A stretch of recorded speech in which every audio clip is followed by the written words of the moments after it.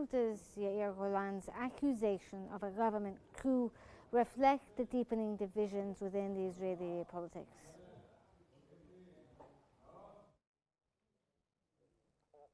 After greetings to you and to the viewers, in fact, the Israeli public is sensing that the objectives were not met and that there is the complete indifference from the Israeli officials who are towards the Israeli detainees for around 600 days now, which is causing Israeli outrage. As the government is not paying much attention to saving the souls of the Israeli citizens, but only serving personal interests, which creates a lot of division inside the Israeli front that is not giving the priority for releasing the detainees and opening a line of negotiation with the resistance. The other point that the government performance on the level of services and the economy also is deteriorating, and there is no relevant prospects for any growth. So the credibility of the leadership is fading. Also, now Netanyahu is insisting to appoint Zini despite court orders. How does this highlight systemic corruption when it comes to government appointments?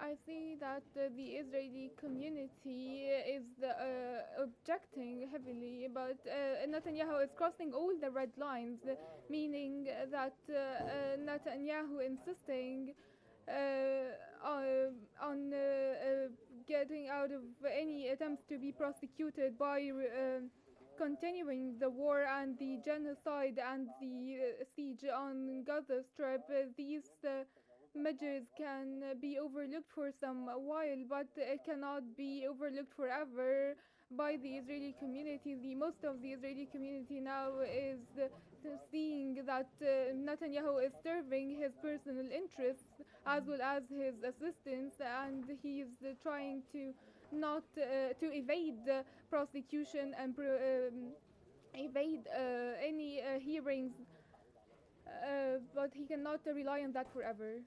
Also, as you said, Netanyahu and his government have crossed every red line possible. How might the ongoing political struggles influence public perceptions of corruption among Israeli leaders, especially given the many legal troubles that Netanyahu is currently facing?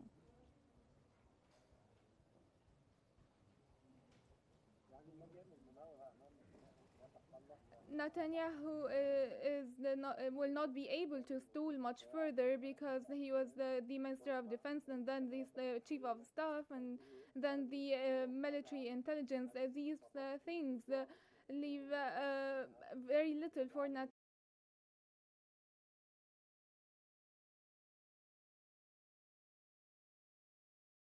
And his far-right supporters will no longer be able to keep their path forward,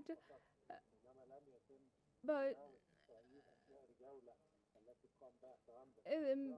during the Trump visit to the region, when he spoke more than once on the necessity of ending the war, and he did not take back completely the idea of displacing the Palestinians completely. Well, given what you just said and the current political climate within Israeli politics, how can the opposition parties effectively challenge corruption?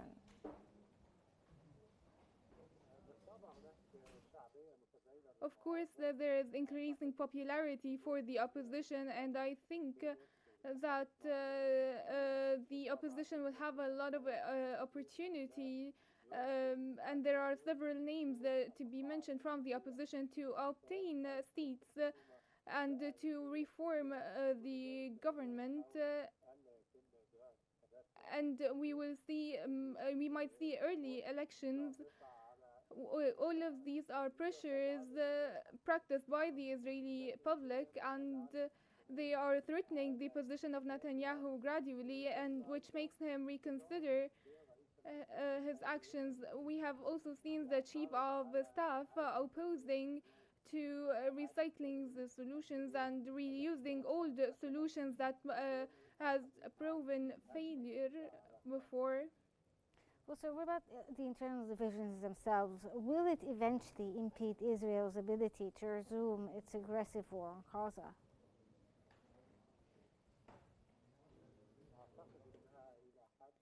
In my opinion, it is affecting the scene, but very remotely. There are divisions regarding basic things, um, such as 1/5 of the Jewish population, and another part allocated to the Palestinians of 48. These are two camps. Are opposing now and practicing pressures, which makes, in addition to the economic paralysis, I think that the Israeli community has to reconsider a lot of things in the light of the Netanyahu failure and the military to achieve the objectives of the war.